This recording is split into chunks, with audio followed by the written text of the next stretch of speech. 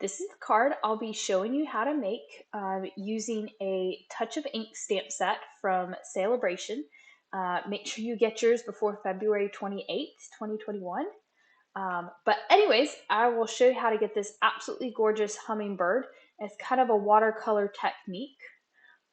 So to get started, I took a couple circles. There's a circle and then a scallop circle from the Layering Circles dies.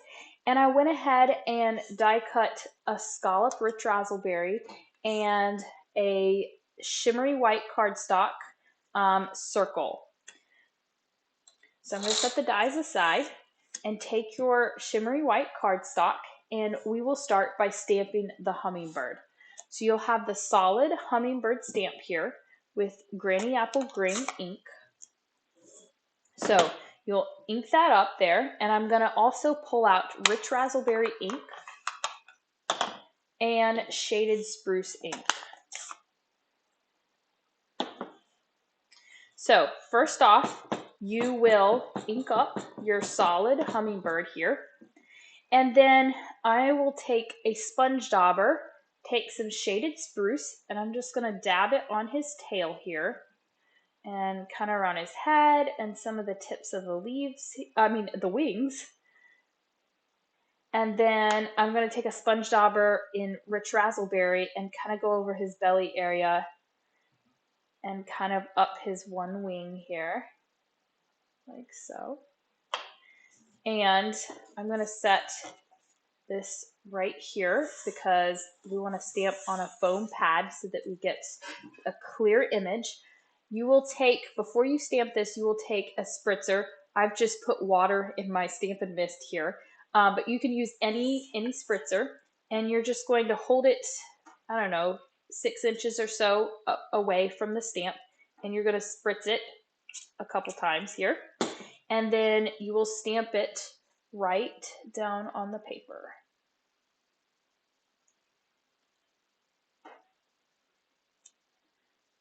So you'll end up with this really pretty kind of watercolored looked hummingbird here. I will set this aside to let this dry, and then we will continue stamping the outline. So set that aside to dry. Next, you are going to grab a 7 3/4 by 3 inch sheet of shimmery white cardstock. And we will start stamping the flowers and the leaves and stuff here. So take Flirty Flamingo ink, and we will be taking the rich razzleberry here and Old Olive and Granny Apple Green. So I kind of like to start with the outline first. So I will be going and kind of adding some flowers in here.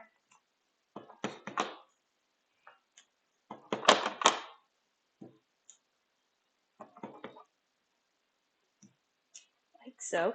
And then you will take the solid and stamp that in Flirty Flamingo.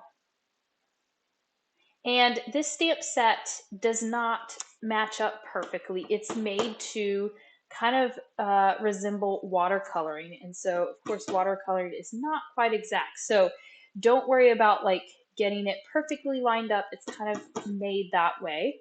So that's nice for us stampers. So after you do that, then you will take the leaf outline and you're going to stamp it in Old Olive here. And add a few leaves.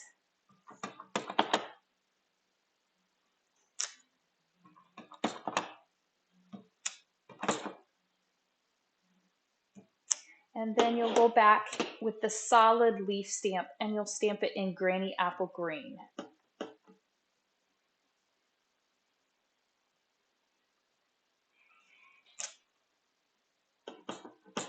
And that way it has a nice little two-toned look to it here. There we go. So next off, you will take this Thinking of You stamp and I inked it up in Rich Razzleberry, and we'll just stamp that right up here in the top like so. So there you have that. Maybe they can see it like so. So we'll close up all these ink pads here. Get rid of our foam mat here. So actually, never mind. Grab your foam mat again. We will next stamp the outline and add some flowers to our hummingbird here. So I will grab the hummingbird outline here and grab the Rich Razzleberry ink, and you'll ink up your hummingbird and stamp it right over top of your image there. So for sake of time, I went ahead and added some flowers here to the hummingbird. You can take your glue and go ahead and attach that to your Rich Razzleberry scalloped circle here, like so. You can add some dimensionals to the back of that. And we'll set this aside. Next, we'll start on assembling the base of the card. So I took a 7.5 by 8.5 inch sheet of Rich Razzleberry cardstock, and we're going to fold this in half, kind of like a hot dog.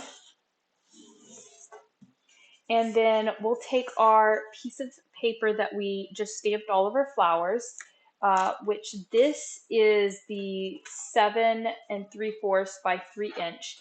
And then we will be adding a layer of granny apple green that's 7 7/8 by 3 1/8. So an eighth inch bigger than the shimmery white cardstock that we put our flowers on. So go ahead and add some Tombow to that, and adhere that down to the granny apple green. And then we can adhere this to our Rich Razzleberry in the center.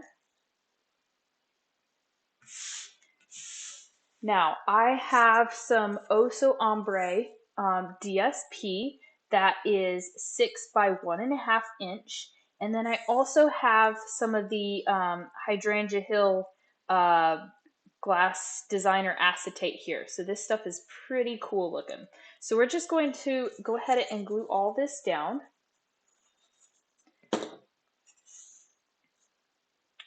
So we'll kind of about 1/2 inch or so from the base, and then maybe 3/4 of an inch from the side. So we'll glue that down like so, and then put a little strip of glue right down the center of your acetate, and we will place that probably about 1/8 to 1/4 inch from the base of the Oso Ombre here, like so. Next, you will take some Terran tape, and we will put that probably 1/4 or so inch from the bottom of the acetate, and then take up your paper, maybe. There we go. And then I took some of the 3/8 inch fine art ribbon. It's kind of got a gold fleck to it. And we're just going to start laying that there and kind of giving a rippled effect. Kind of a messy look, but you'll just kind of give it some ruffles here all the way across. And then take some scissors and you can just trim the edge like so there. And then your last step is to grab your hummingbird here, take off the backs of the dimensionals, and just adhere that right onto the card in the center. So there you have it, an absolutely gorgeous card using the A Touch of Ink stamp set from the Sale-a-bration. So make sure you get yours and order, and I'll see you next time. Thanks for watching.